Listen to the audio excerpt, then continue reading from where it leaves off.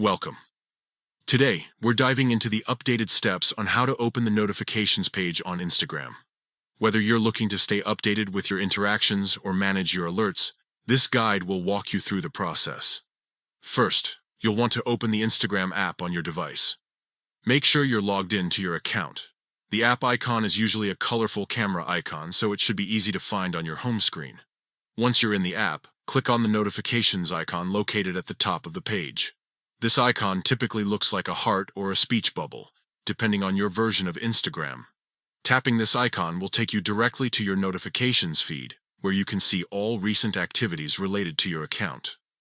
Now that you're on the notifications page, take a moment to browse through the various alerts. Here, you'll find updates about likes, comments, new followers, and direct messages.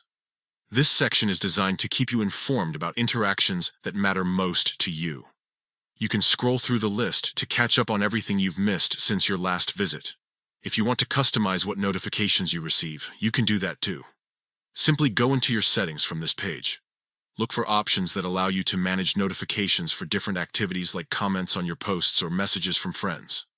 This way, you can tailor your Instagram experience to suit your preferences.